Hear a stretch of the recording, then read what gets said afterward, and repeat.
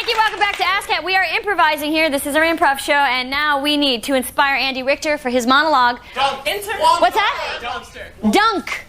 I got the word dunk as a suggestion. Dunk.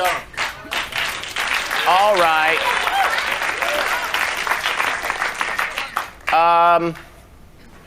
Well, that makes me think of basketball. And now I'll sit down.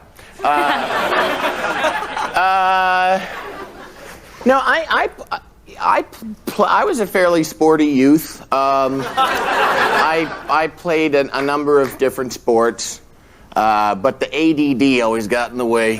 And I also I really did I dabbled in all the different sports. The only thing I really stuck it out was speech team. Yeah. But I played tennis on the tennis team, and I was awful. And I played baseball, and I was not so good. And but the football was the one that, because of my size and just because of the whiteness of where I was from, football is the thing. You got to play football. And I played football up until my junior year, and I never really had the killer instinct.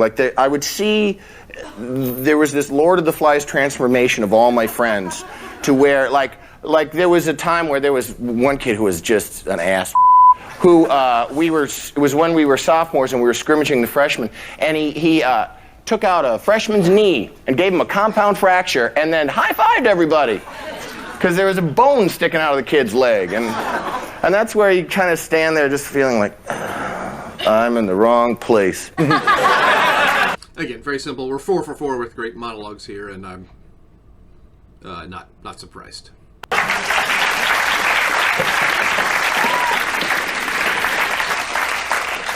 Fredericks, I want to talk to you about what happened out there today in the scrimmage. You hurt someone, okay? It happens. Again, very straightforward. Follow me, yesing without anding, until we get our feet underneath us and really know what the initiator has in mind. This is not how you necessarily have to improvise every scene. In a format like this, with players who are sharp and clever, why would you ever step on anybody's idea?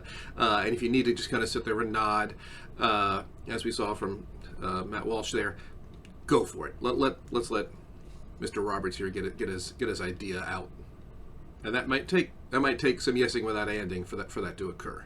Between you and me, hell of a job, kid. No, Coach, I can't get the image out of him. Yeah, neither can crying I. out of my head. I want to quit the team. That's why I came in here to talk to you. No, you just did it. You understand it now. You got it. You can't I broke quit a now. kid's upper jaw. Yeah. I fractured his skull. Right. You're getting to the essence. Now, if you're lucky enough, one day, you'll be in that rarefied group of people who take a human life.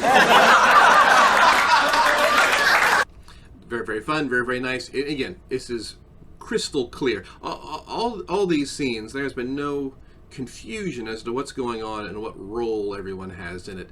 And that's just something we can't say about every improv show. It's going to make walk-ons easier. It's going to make tag-outs easier. It's going to make everything easier. Part of that is just a very simple reality that everyone buys into. And yesing before you and let's just make sure we're all on the same page before we push forward. Let's see what we have with our tag here. Hey, how you doing, man? Hi, can I Great job out there. No. Great job out there, man. I quit the team. So I saw you in the hallway enjoying the spoils of war. I wasn't enjoying it. Check out your handiwork, huh? No, I wasn't. I was going to buy him some Did you get a little bit of sensation down here? Again, classic frustration game. This poor player, this poor kid, does not feel comfortable with what has happened. He does not feel comfortable with what's going on, but everyone around him is celebrating him with increasing inappropriateness, grossness. I guess heightening would be the word, but I kind of want to it gets used a lot. There's a lot of different things here. Our ultimate goal is to make this kid, feel miserable. So everything we can do to slowly make him feel miserable, and I'm sure we'll also see a heightened sense of frustration in this kid as well. Perhaps they'll pop. Let's see if we can push this guy to the breaking point. No, I didn't, Coach. I remember the first time I broke a kid's ribs. I went over to his house to visit him, and he said, "Hey, it's okay." I said, "No, I didn't come to wish you well or apologize. I came to feel my handiwork." And just like Doubting Thomas, I stuck my hand in his wound. That's sadistic. All right, man. Don't be easy on me today, man. You Don't shouldn't be easy out on here. me. You broke your the team, man. I gotta make the team. You broke your jaw 2 weeks ago. If I get cut, man. And go! Go explode! Easy on me, man. Roll the hips and sky the eyes! Don't Roll be the hips and sky the eyes! There you go! I'm sorry. It's okay. No, it's not okay. It's okay. Call an ambulance! Yeah, push them to the breaking point here. That would be toxic masculinity. Maybe not a word back in in 2005, at least not in mainstream. Let's see what we have here next.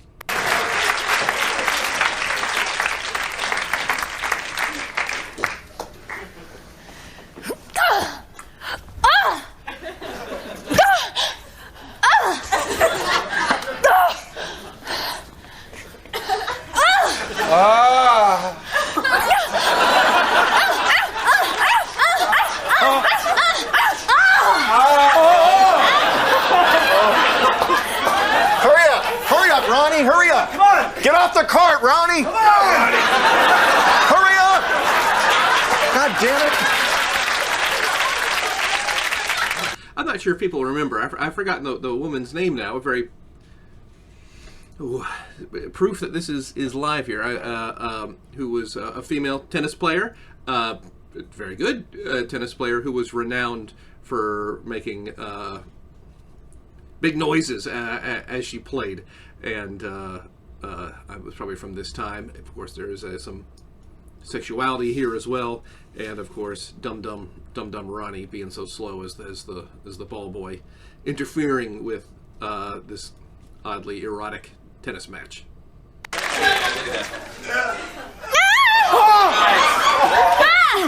Oh, yeah.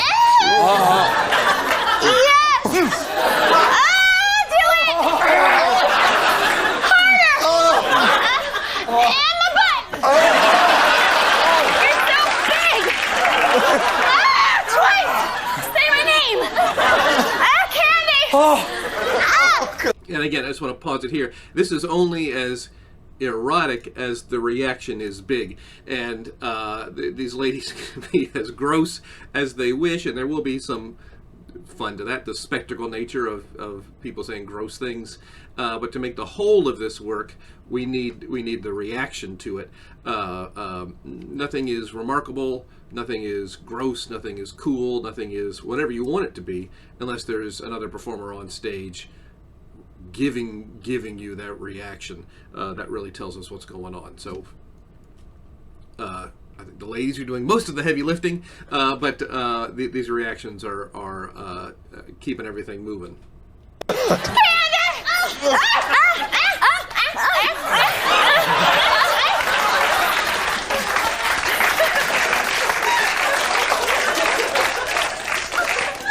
Ronnie, I think we're going to have to let you go. Let me go! Let me fly free, free, free! I know what you're saying. Let me do what I want to do more, right? You Like, take off the restraints. You added. Are you sure? It sounds like you got fired. Not to me, no. The thing is, I'm a little slow getting the balls in the ladies' play. But he said, I want to let you go. Like, do your thing, dude. We cut to the next match where he's doing his thing.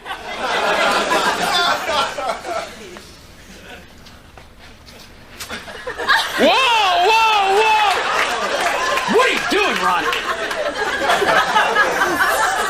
God damn it, I want you never to come back again. Do you understand me? Do you read lips? No. I don't want you at the... very silly and fun. When we've got some good fun big players, we can find outs just about anywhere.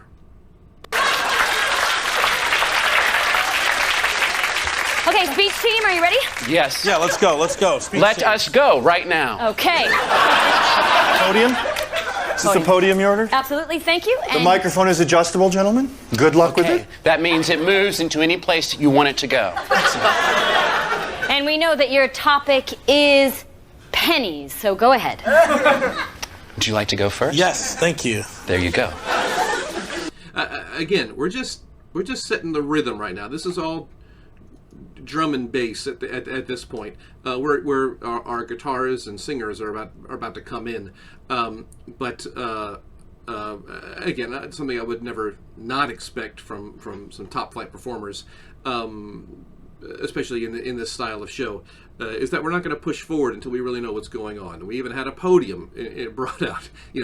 Not only are you on a debate team, but you'll be standing here when you deliver this. Let's get any confusion as to what's about to happen out of people's minds. We've been seeing this all night, a fair amount of guessing without ending up at the top to make sure we're all hearing that same music before we press on.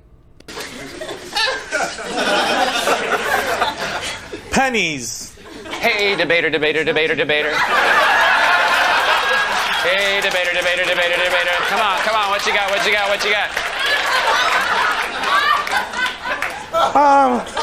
100 make $1. We all know this. Also, in olden times, a penny would have an Indian's head on it. Again, it can be. We might feel for Mr. Sands here. They've been put on the spot, but what he's saying isn't not uncommon knowledge to any of us. It can be difficult to be on the spot, but you just have to talk. And if you can, we had 4 great monologues from topics that came out of nowhere, so we should be able to talk about pennies as well through the ever so thin veil that is our character here as well. Let's keep this going.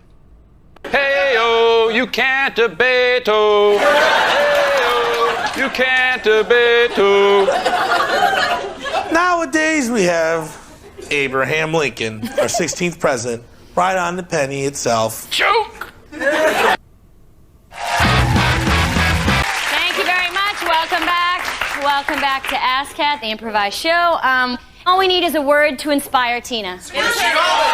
Squish. First thing I heard, squish, onomatopoeia, squish, squish. Squish. Squish. Squish.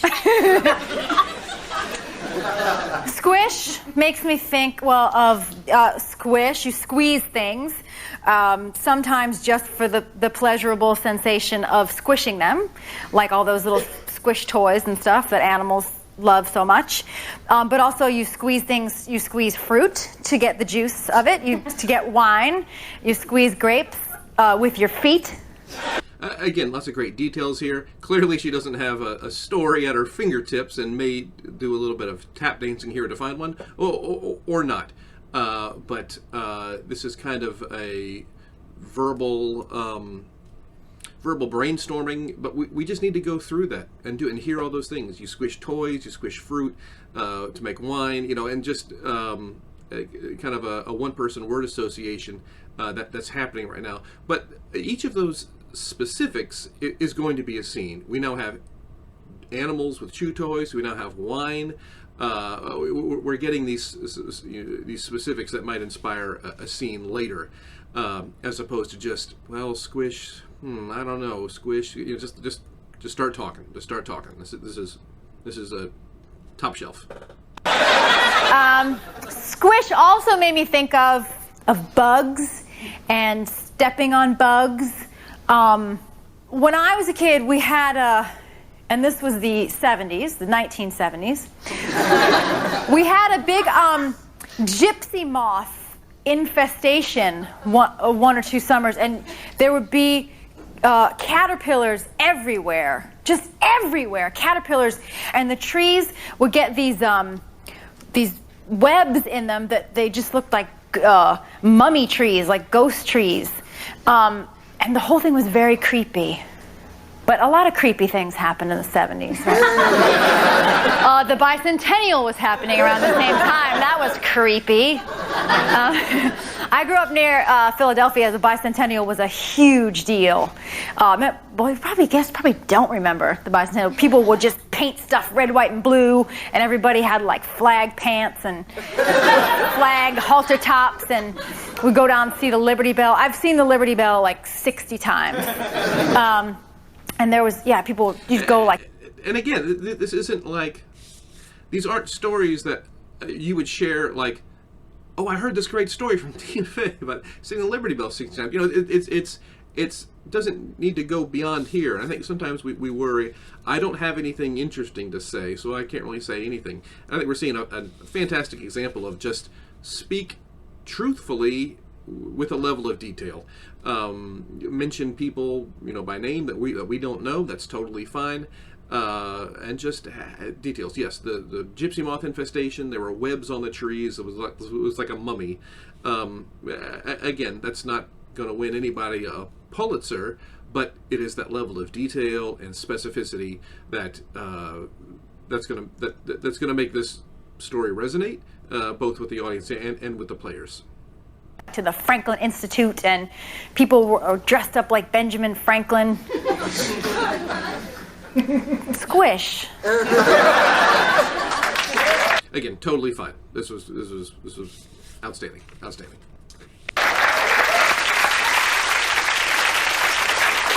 That's exactly right. On Christmas Eve, I and my troops crossed the Delaware River and defeated the Hessians at Trenton. And I wished when that battle was over that I would have had a waterbed like this. At these great prices. You can save, You can save all the historical background stuff. Just tell me the feature of each bed. I get it. George Washington's Bed Emporium. It's great. It's a great gimmick. My wife and I were thinking about a waterbed, spruce things up a little bit, you know what I'm saying? Again, let's just lay this out, let's let Kevin have everything he needs to say and set the table, and then we're just going to eat at that table. And it's very straightforward. Notice the emotion is small right now, especially if we're doing the kind of scene where we know this could very well be a frustration game in here, where it's going to require building frustration. Then we need to set where 0 is, and both players need to see that same 0. Common ground. Maybe grounded like in an electrical sense, where we're all seeing exactly where the intensity is for the bass. So if anyone strays from that intensity, it will be apparent. It will be apparent when someone strays. The year was 1777. Stop. Hey, George. How are you? I was just sewing a bedspread for Betsy Ross? one of the water beds, and just... Well, that sounds like Betsy Ross never sewed a bedspread. Where are the end tables? I asked you to stock the end tables, and there are none out on the floor. Hitler was never around We were back recently then. bought out, okay? Well, then you should change the name. It may not seem like a lot, but saying, whoa, Hitler was never here. You say what you see. Say what you see, and it may seem like, well, clearly that walk-on was Hitler, but until the audience, they may see it, but they want to see it and hear it to confirm what they saw. And I think it's more of a weird psychological thing than it is an improv rule. Say what you see. Don't be afraid to say what you see. In fact, it's easy. All I have to do is point at what someone else's funny choice is, and I get the laugh. Don't be afraid to just say what's exactly going on. Hello? Hi, sir. Happy Again, I'm going to run this back, but I feel like they've kind of fallen into a rhythm in these last sets of scenes that are far less spectacular than the earlier ones. Fewer walk-ons, fewer tag-outs, fewer big, ridiculous characters. And not that that's a judgment at all. I think they're probably finding, kind of burning through some of the nervousness. You're on television, for crying out loud. And they're falling back towards what they're going to do. So these last handful of scenes look more like what I would consider to be a straightforward frustration scene. Now again, this scene started with a knock at the door, and how do you play that? You open it and ask who it is. Hello? And again, it's not. It's real simple, and I think sometimes we feel like we can't just do that. And we're going to give the initiator, even though all they did was knock, we're going to give them the opportunity to say what they have in mind here. Hello. Hello? Hi, sir. Happy bicentennial. Do you want me to paint your car red, white, and blue? No, I don't think so. Thank you. Okay, we'll do it free of charge. If you want to give us a donation, that'd be fine, sir. No, Happy bicentennial. You know what? I'll give you a donation, but I don't think I want my car painted. Are you a communist? Yeah. Who wants their car painted? This is we're getting a classic frustration scene. And in order to get that, we have to have some pushback, and we're getting it here from Ian Roberts here. A little pushback. It's perfectly reasonable to not want a random stranger to paint your car. And you don't have to be angry about it. At first, like, no thanks. And it's actually quite polite. Hey, you know what? I'll donate to whatever cause it is, but just don't paint my car. So that's perfectly reasonable. And yeah, no shame in doing it. And in fact, it's unremarkable. The performance is like, well, no, it's okay. Let's roll this back a little bit. I think we're getting a pretty pure petri dish frustration scene here. I don't think I want my car painted. Are you a communist? No, I don't really want to. Happy Easter, I mean Christmas. Would you like me to glue a beard to your face? What kind of class advisor do you guys have? I'm just trying to get off the drugs. Oh. Hey! What? Stop it! What? I told you no! Communist! No, stop it! Stop! What's going on? Who's a communist? No. He didn't want his car to be red, white, and blue. Again, we've got just a real classic frustration scene here. Someone's spray painting your car. You have every right to be angry and furious and come out and try to stop them. That's completely reasonable. And now we feel the tension of, oh well, this guy's a communist, and that is frustrating. And that's how these things work. I'm gonna roll it back a little bit just so we can see this thing out. This has been the most petri dish frustration scene we've seen so far, and with a UCB thing, I would expect every single one of them to be play out like this. Let's roll it back a little bit here. Hey! What? Stop it! What? I told you no! Communist! No, stop it! Stop! What's going on? Who's a communist? No.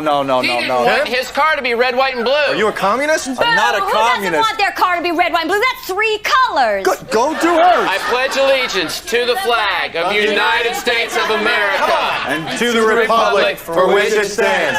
one nation, under God, indivisible. Into what? He said something about Indonesia. No, I said Communist!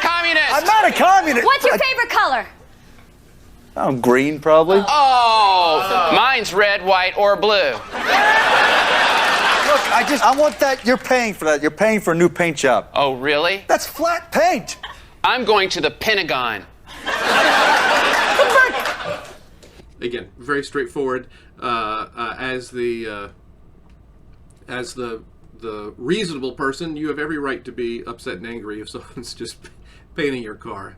Yes, we have read a lot about you here at the Pentagon. Look, I'm only coming because I got this letter. Now, I don't understand how you have any jurisdiction over my car, and you cannot claim it in the name of the Republic. Again, this is all reasonable, and sometimes we either think it can't be, you can't paint my car because, oh, my grandma gave it to me on her death, but it has to be some remarkable reason. It's your car. You're allowed to not have your car painted, and you can just state that. The other thing is people just won't say why. They won't say, look, it's my car, I don't want it painted. It seems redundant to say that, but we gotta say it. We gotta say it. Republic.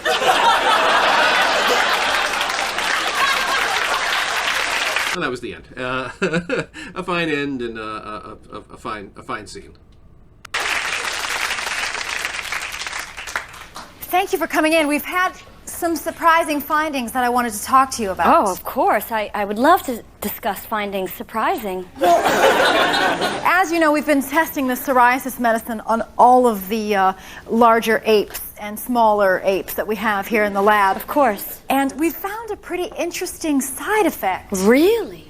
Again, we're getting tons and tons and tons of yesing without anding. It is clear that Miss Faye has an involved idea, and it might be clunky to just blurt it out, but everyone is cool, and until the partner sees something or hears something that's remarkable, they're just going to be yes without anding. Let's just run this back a little bit here to the top of this, and just see how little anding there is at the top in service of a fairly complex idea. I don't know how else to get these things out, and that can be a difficult thing for improvisers to do, to yes without it. This has come up several times, and again, I was expecting it to with this crew. Thank you for coming in. We've had some surprising findings that I wanted to talk to you about. Oh, of course. I would love to discuss findings surprising. As you know, we've been testing the psoriasis medicine on all of the larger apes and smaller apes that we have here in the lab. Of course. And we found a pretty interesting side effect. Really? Again, that's there may even be a fourth. That's 3 yeses without andings, and I don't think anyone in that room would say that that Amy Poehler was wasting anyone's time. In fact, quite the opposite. We're respecting the initiator, letting the initiator get a chance to get their idea out. Nothing broken, actually. Quite a lot of it right about all that. Interesting side effect. Really? All of the monkeys have boners. Interesting. Oh, now I see. There's the end. Teen, I need to talk to you about your attire in the lab. I'm going to ask you not to come in lingerie anymore and just wear a lab coat. All right, but it seems to have a positive influence on the monkeys. Yeah, the monkeys have boners. I think it's really gotten us somewhere. Mom, why don't you ever come home? You're always working. The monkeys need me. But they're fine. They have boners. What the hell is this? I found a banana peel in the laundry basket. Fine. I didn't want to say this in front of you, Heather. But I am in love with a series of monkeys. What have you done? She's giving them psoriasis medicine and it gives them boners. Hold on, it's my cell phone. Hello?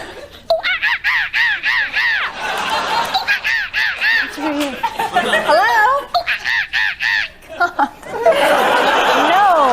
No, I won't be back till morning. That's ridiculous. Let me talk to... Who is it? Who is this? What? I will kick your ass.